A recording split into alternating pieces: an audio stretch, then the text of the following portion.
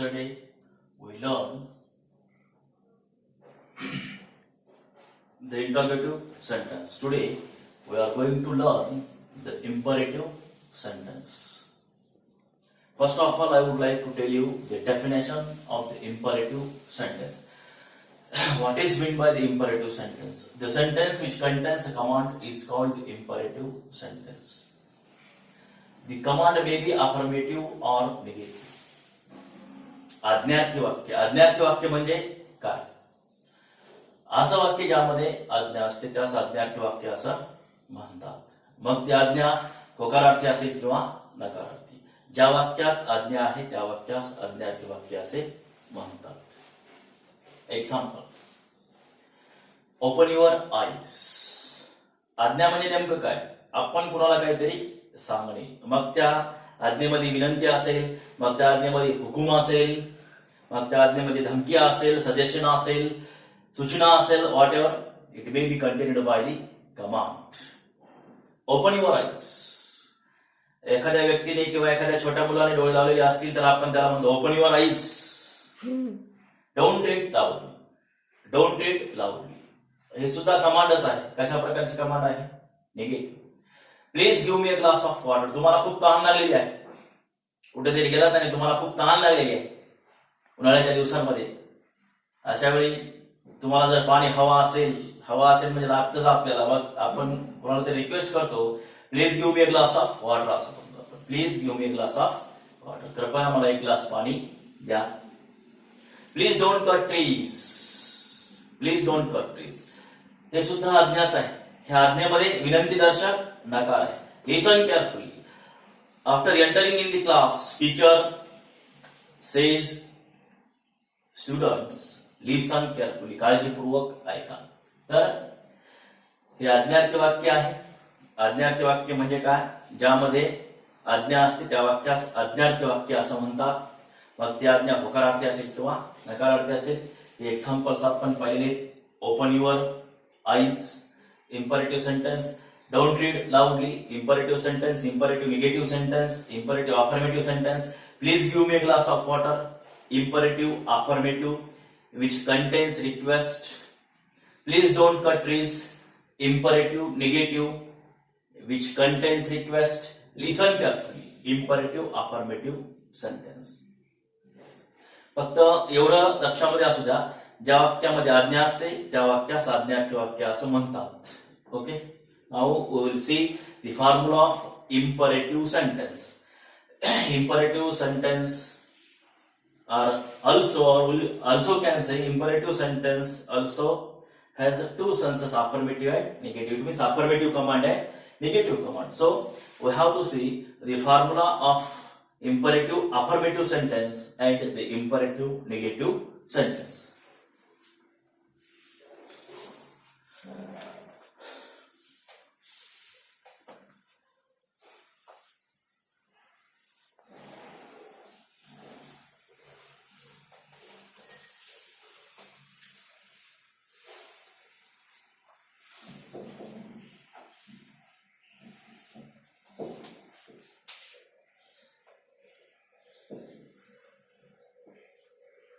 Formula of imperative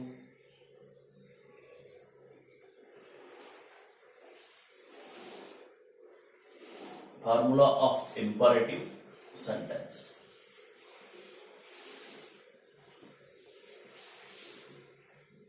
Affirmative.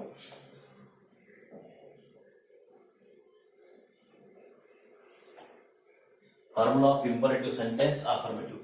आज्ञार्थी वाक्याची रचना. जे आज्ञार्थी वाक्य कसं आहे बघा.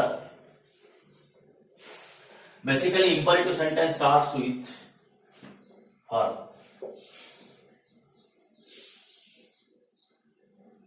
After verb, what is there? Object, complement, adverb. And at the end of the sentence, what is there? There is a full stop. It is formula of imperative affirmative sentence.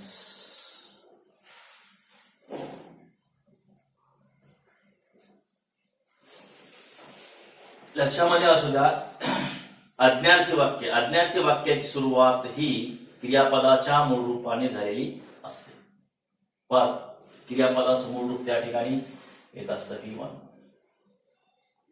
मग ते वाक्य होकारार्थी असेल किंवा नकारार्थी असेल, फक्त नकारार्थी वाक्याच्या सुरुवातीस क्रियापदाच्या मूळ रूपाच्या अगोदर डोंट आलेला असतं. Okay, as it is a negative. जेव्हा आज्ञार्थी वाक्य होकारार्थी असतं तेव्हा आज्ञार्थी होकारार्थी वाक्याच्या सुरुवातीस क्रियापदाचं मूळ रूपच येत असतं. आपण पहिलं एक उदाहरण पाहिलं, open your eyes. At the end full stop is there. Open your eyes सुरुवात कशाने झालेली? क्रियापदाच्या मूळ रूपाने. त्यानंतर काय आलं? युअर आईज काय ह्या ठिकाणी ऑब्जेक्ट आहे आणि शेवटी काय असतो? फुल स्टॉप. अशा प्रकारची रचना असणार वाक्य जे असतं ते वाक्य म्हणजे इम्परेटिव्ह अफर्मेटिव्ह सेंटेन्स, आज्ञार्थी होकारार्थी वाक्य. ह्यामध्ये निगेटिव्ह वर्ड आलेला नसतो किंवा सुरुवातीला डोंट आलेलं नसतं. अफर्मेटिव्ह आणि निगेटिव्ह मध्ये काय फरक आहे? अफर्मेटिव्ह इम्परेटिव्ह सेंटेन्सच्या सुरुवातीस डोंट येत नाही आणि निगेटिव्ह इम्परेटिव्ह सेंटेन्सच्या सुरुवातीस डोंट येतं. काही आड्या रचनेमध्ये आपण याची आणखी काही उदाहरणं पाहूयात. सुरुवात क्रियापदाच्या मूळ रूपाने होते. और V1 plus object complement adverb plus full stop. क्रियापदाच्या मूळ रूपाने सुरुवात होईल, त्यानंतर मग ऑब्जेक्ट येईल, कॉम्प्लिमेंट येईल किंवा ऍडव्हर्ब येईल. तिन्ही घटक असतील, तिन्हीपैकी 2 असतील किंवा 1 असेल, शेवटी काय असतं? Full stop. Listen carefully. Listen carefully.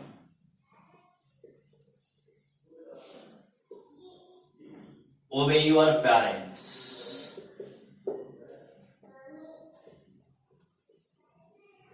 Read loudly. Sing songs. Accept challenge. Accept challenge. See, 5 sentences have been written on the board. पहिलं वाक्य पहा. पहिल्या वाक्याची सुरुवात सुद्धा कशाने झालेली? क्रियापदाच्या मूळ रूपाने. दुसरं वाक्य क्रियापदाचं मूळ रूप. तिसरं वाक्य क्रियापदाचं मूळ रूप. चौथं वाक्य क्रियापदाचं मूळ रूप. 5वं वाक्य क्रियापदाचं मूळ रूप. सिम्पली एवढं डोक्यामध्ये असू द्या, जेव्हा एखाद्या वाक्याची सुरुवात ही क्रियापदाने होईल, क्रियापदाच्या मूळ रूपाने होईल, आणि त्यानंतर पुढे मग ऑब्जेक्ट कॉम्प्लिमेंट ऍडव्हर्ब ही घटक आलेली असतील किंवा आलेली नसतील. हे जे 3 घटक आहेत, तिन्हीपैकी 2 येतील किंवा 1 येईल किंवा येणार सुद्धा. ओके, शेवटी पूर्णविराम असतो. अशी रचना असणारं वाक्य हे आज्ञार्थी होकारार्थी वाक्य असतं. ओके, आता आपण ह्याची निगेटिव्हची रचना.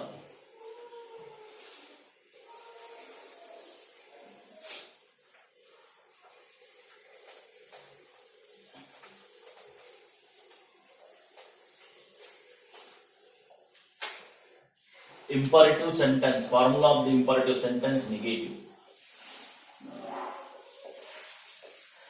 imperative, affirmative आणि निगेटिव्ह मध्ये काय फरक आहे? Slight difference is here. Base काय आहे याचा? क्रियापदाचं मूळ रूपच आहे, फक्त एकच आहे. इम्परेटिव्ह निगेटिव्ह सेंटेन्स जेव्हा असतं तेव्हा त्याच्या सुरुवातीस डोंट येतं आणि इम्परेटिव्ह अफर्मेटिव्ह मध्ये आपण अगोदर पाहिलं सुरुवातीस डोंट येत नाही. डायरेक्ट क्रियापदाच्या मूळ रूपाने सुरुवात होते. फक्त ह्यामध्ये एवढंच आहे, सुरुवातीला डोंट येतं आणि नंतर मग डोंटच्या नंतर क्रियापदाचं मूळ रूप या ठिकाणी येत असतं. सुरुवात डोंटने होते, डोंट. त्यानंतर फॉर क्रियापदाचे मूळ रूप. त्यानंतर येतं ऑब्जेक्ट कॉम्प्लिमेंट ऍडव्हर्ब आणि शेवटी असतो फुल स्टॉप.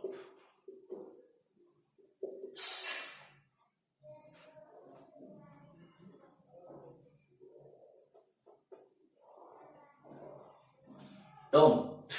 जेव्हा तुम्हाला निगेटिव्ह कमांड द्यायची असते, नकारदर्शक आज्ञा जेव्हा द्यायची असते, तुम्हाला तेव्हा सुरुवातीस डोंट ठेवावं लागते. हे करू नका, ते करू नका, असं करू नका, म्हणजे एखादी क्रिया करू नका अशी आज्ञा जेव्हा आपल्याला द्यायची असते तेव्हा आपल्याला बोलत असताना किंवा लिहित असताना इम्परेटिव्ह निगेटिव्ह सेंटेन्सचा उपयोग करावा लागतो. डोंट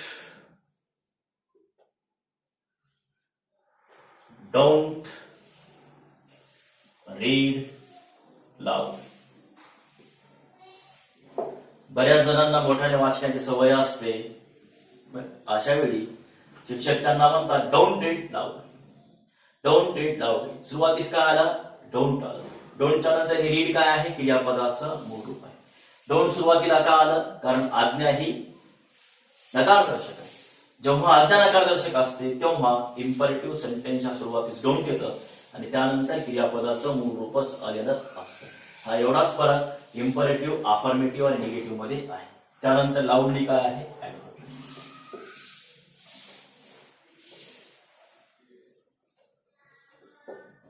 डोंट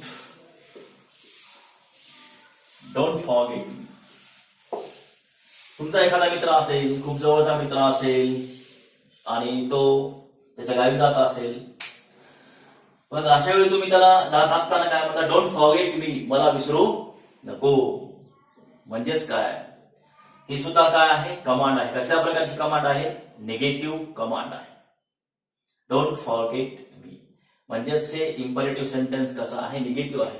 सुरुवातीस काय आलं याच्या? डोंट. जेव्हा इम्परेटिव्ह सेंटेन्स निगेटिव्ह असतं किंवा निगेटिव्ह इम्परेटिव्ह सेंटेन्स जेव्हा आपल्याला लिहायचं असतं तेव्हा त्याच्या सुरुवातीस आपणास डोंट घ्यावं लागतं आणि डोंटच्या नंतर क्रियापदाचं मूळ रूप, जे आपण वर्ब वापरणार आहोत त्याचं मूळ रूप आपल्याला घ्यावं लागतं आणि त्यानंतर मग ऑब्जेक्ट येईल, कॉम्प्लिमेंट येईल किंवा ऍडव्हर्ब येईल. ह्या ठिकाणी काय आलं? मी ही ह्या ठिकाणी इनडायरेक्ट ऑब्जेक्ट आहे आणि शेवटी काय असतो? फुल स्टॉप. अशी रचना ही इम्परेटिव्ह निगेटिव्ह सेंटेन्सची असते. आपण आडव्या रचनेमध्ये काय उदाहरण घेऊयाची? डोंट, त्यानंतर काय आहे? वर्ब,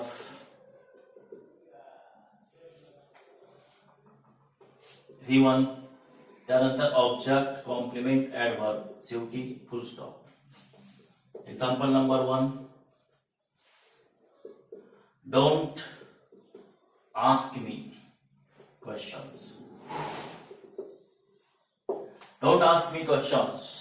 तुमचा मित्र तुम्हाला वारंवार सरांनी शिकवलेल्या एखाद्या टॉपिकवर प्रश्न विचारत असेल तर तुम्ही चिडून त्याला म्हणा डोंट आस्क मी क्वेश्चन्स. मला प्रश्न विचारू नको.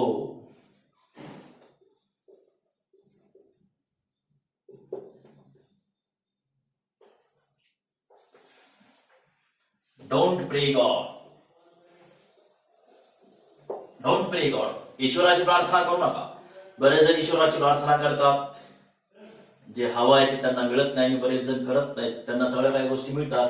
मग अशा वेळी ईश्वराची प्रार्थना करूनही ज्याला काहीच मिळत नाही तो व्यक्ती मग काय म्हणेल एखाद्या त्याच्या मित्राला किंवा कुणी असे डोंट प्रे गॉड, ईश्वराची प्रार्थना करू नको.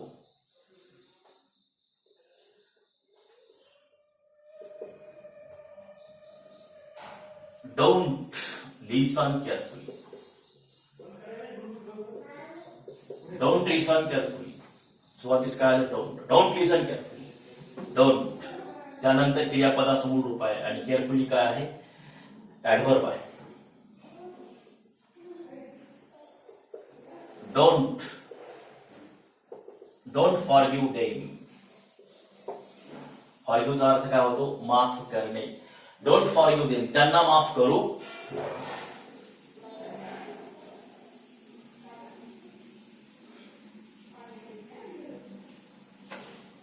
Don't write it. आता ही जी एकूण 5 वाक्य आहेत, ती 5ला 5ही वाक्य आज्ञार्थी आहेत. बघा, इम्परेटिव्ह निगेटिव्ह आहे. इम्परेटिव्ह अफर्मेटिव्ह सेंटेन्स आणि निगेटिव्ह सेंटेन्स. अफर्मेटिव्ह मध्ये नॉट येत नाही आणि निगेटिव्ह मध्ये नॉट येत. कुठलेही इम्परेटिव्ह निगेटिव्ह सेंटेन्स असेल त्याची सुरुवात ही डोंटनेच होते. ह्या वाक्यामध्ये सुद्धा सुरुवातीस काय आलं? डोंट. नंबर 2च्या वाक्यामध्ये don't. Number 3 don't. 4 don't. 5 don't. Imperative negative सेंटेन्सची सुरुवातच डोंटने होत असते. त्यानंतर मग क्रियापद येत असतं. ज्या प्रकारची आज्ञा दिली जाते आणि त्या आज्ञेमध्ये जी कुठली आपल्याला क्रिया सांगावयाची आहे त्यासाठी वापरलेले जे क्रियापद असतं ते घ्यावं लागतं आणि ते नेहमीच मूळ रूपामध्ये असतं.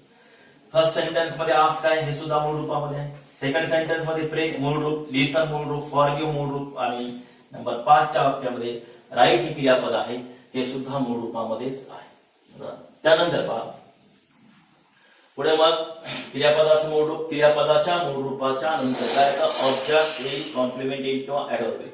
या ठिकाणी फर्स्ट सेंटेन्स मध्ये मी काय आहे, indirect object. Question direct object, God indirect object. Carefully ह्या ठिकाणी काय आहे, ऍडव्हर्ब. देम इनडायरेक्ट ऑब्जेक्ट आणि इट काय आहे, इनडायरेक्ट ऑब्जेक्ट ह्या ठिकाणी आलेलं आहे. म्हणजे क्रियापदाच्या नंतर मग ऑब्जेक्ट येईल किंवा कॉम्प्लिमेंट येईल किंवा ऍडव्हर्ब येईल. तिन्ही घटक येतील, तिन्हीपैकी दोन येतील, तिन्हीपैकी एक येईल किंवा येणार सुद्धा नाही.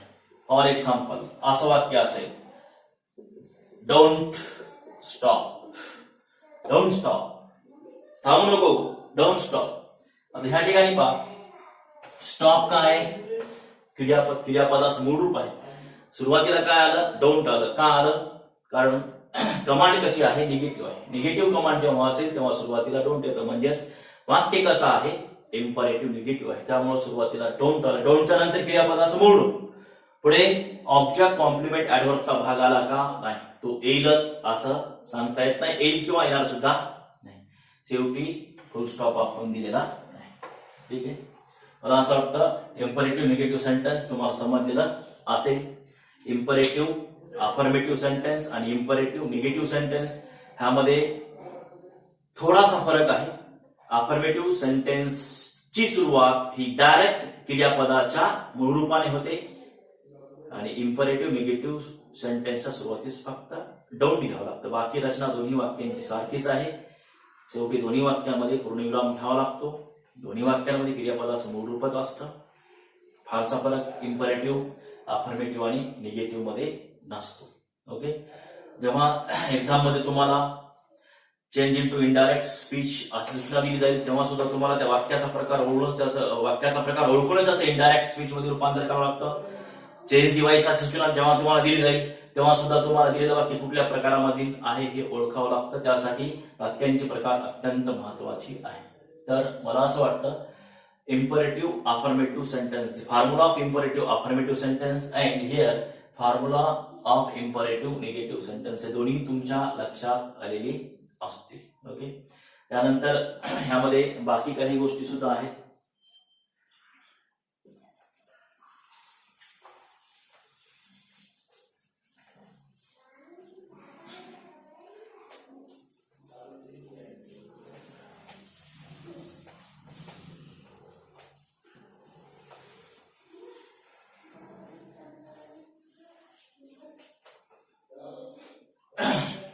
इम्परेटिव्ह सेंटेन्स आज्ञार्थी वाक्य, होकारार्थी किंवा नकारार्थी. ओके, इम्परेटिव्ह सेंटेन्स होकारार्थी असू देत किंवा नकारार्थी.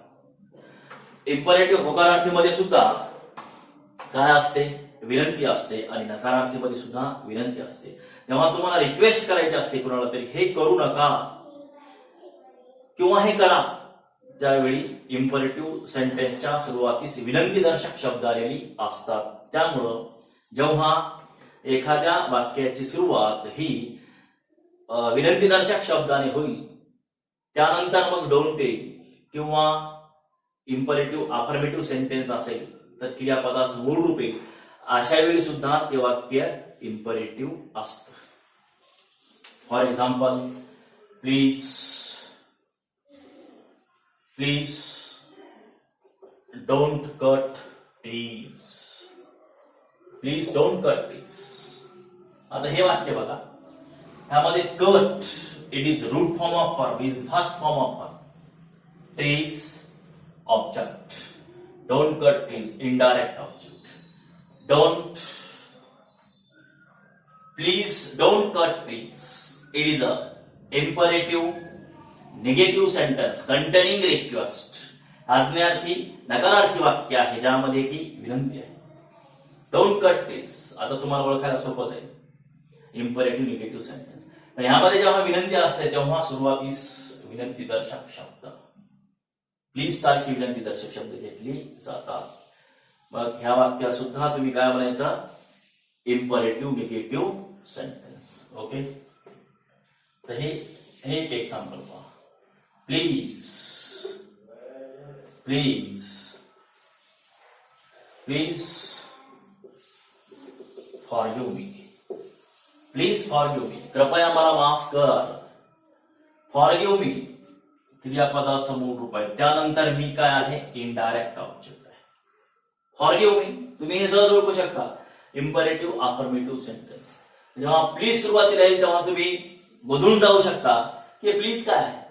पण प्लीज हे इम्परेटिव्ह सेंटेन्स मध्ये केव्हा येतं, जेव्हा त्यामध्ये विनंती, खूप विनंती दर्शवायची असते, तेव्हाच इम्परेटिव्ह सेंटेन्स मध्ये म्हणजे इम्परेटिव्ह सेंटेन्सच्या सुरुवातीस प्लीज आलेलं असतं. मग ते सेंटेन्स अफर्मेटिव्ह असेल किंवा निगेटिव्ह. ह्या दोन गोष्टी तुम्ही तुमच्या डोक्यामध्ये असू द्या. तर मला असं वाटतं इम्परेटिव्ह सेंटेन्स तुम्हाला चांगल्या प्रकारे समजलेलं असेल. आतापर्यंत आपण the assertive sentence, affirmative, negative दोन्ही सेन्स पाहिली त्याची. त्यानंतर the interrogative sentence. Interrogative sentence ही दोन sub kinds, verbal question, WH question. Verbal question मध्ये अफर्मेटिव्ह, निगेटिव्ह, WH क्वेश्चन मध्ये सुद्धा आपण अफर्मेटिव्ह आणि निगेटिव्ह पाहिलेलं आहे. आणि आज हे इम्परेटिव्ह सेंटेन्स आपण पाहिलं, त्यामध्ये अफर्मेटिव्ह आणि निगेटिव्ह. उद्या आपण वाक्यामधील जो शेवटचा प्रकार आहे एक्सक्लामेटिव्ह तो आपण उद्या पाहू.